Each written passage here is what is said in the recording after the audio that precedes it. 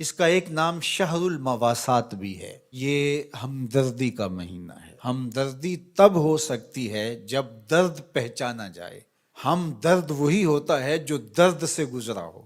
تو جس شخص نے کبھی تکلیف دیکھی نہیں، بھوک دیکھی نہیں، پیاس دیکھی نہیں، تو اس کو پیاس اور بھوک کی کلفت کا اور اس کی اذیت کا، اس کی تلخی کا اور اس سے پیدا ہونے والی بے چینی کا، اضطراب کا کیسے اندازہ ہو سکتا ہے؟ تو ہمارا رب آسودہ حال لوگوں کو بھی اور تمام لوگوں کو بھی اس مشق سے عملاً گزار کے بتاتا ہے کہ بھوک کیا ہوتی ہے، بھوک میں بلکتے بچوں کی حالت کیا ہوتی ہے، پیاس سے تڑپتے ہوئے جاں بلب لوگوں کی صورت کیا ہوتی ہے۔ کل جب فلسطین میں تڑپتے ہوئے جاں بلب بچے بھوک اور پیاس سے العطش اور الجوع پکارتے ہوئے اپنی جان دیں تو تمہیں احساس ہو کہ بھوک کی تلخی کس قدر جان لیوا ہوتی ہے۔ آج روزے کی اس حالت کے اندر، غزہ کے اندر ان تڑپتے ہوئے بچوں کا درد سمجھنے کی کوشش کریں۔ آج غزہ کے تڑپتے ہوئے ان بچوں کی حالت کا تصور کریں جب ماؤں کی چھاتیوں سے دودھ بھی سوکھ جائے، جب بوند پانی کی اور دو لقمے کھانے کی بھی میسر نہ ہو، لوگ سسک سسک کے جانے دے رہے ہیں۔ یہ بچے کل قیامت کے دن ساقی حوض کوثر کے سامنے جب ان حکمرانوں کا گریبان پکڑیں گے تو یہ کیا جواب جرم دیں گے اس دن رسول اللہ کے سامنے؟ یہ کیسے اللہ کا سامنا کریں گے؟ یہ بچے ان کو ان کے گریبان سے پکڑ کے جب حشر کے میدان میں گھسیٹیں گے تو یہ قوت نافذہ رکھنے والے، اثر و رسوخ رکھنے والے، یہ بڑی بڑی فوجیں رکھنے والے قیامت کے دن اللہ اور اس کے رسول کے سامنے کیا جواب دیں گے؟ تو یہ مہینہ شہر مواسات ہے۔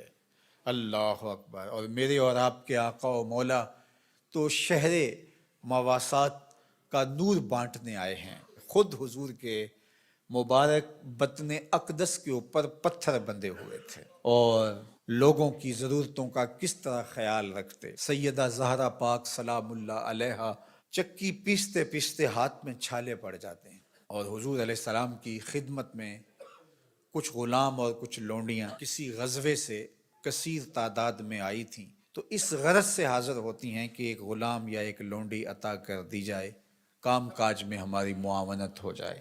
شہزادی کھڑی ہے حضور کے در پہ اور داماد کھڑے ہیں اور ہاتھوں میں پڑے ہوئے چھالے حضور اپنی آنکھوں سے دیکھ رہے ہیں، لیکن آقا کریم فرماتے ہیں واللہ لا آتیکما، اللہ کی قسم میں تمہیں نہیں دوں گا، اللہ کی قسم میں تمہیں نہیں دوں گا، اللہ کی قسم میں تمہیں نہیں دوں گا۔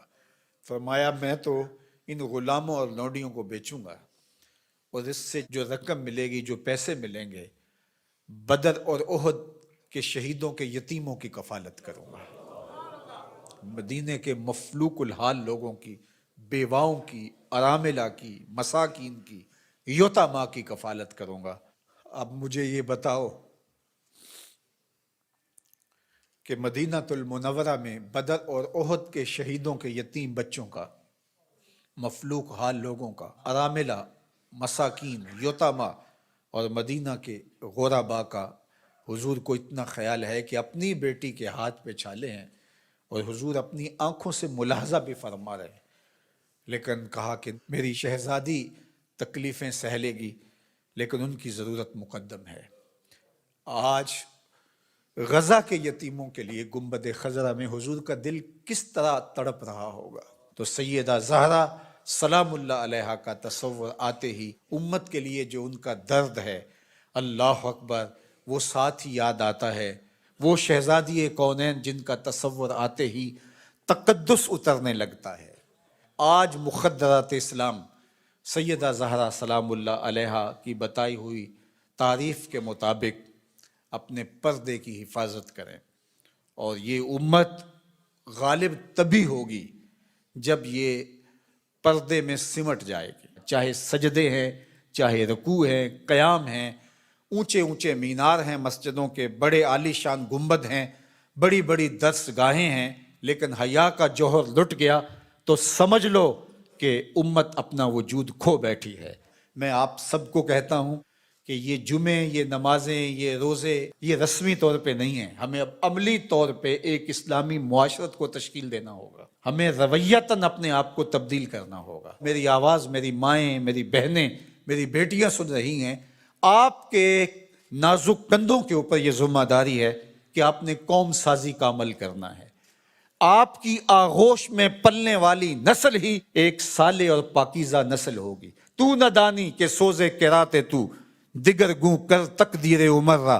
اقبال نے کہا میری بہن تو نہیں جانتی کہ جب تو قرآن سوز و گداز کے ساتھ پڑھتی ہے تو تیرے بھائی عمر کی تقدیر بدلتی ہے.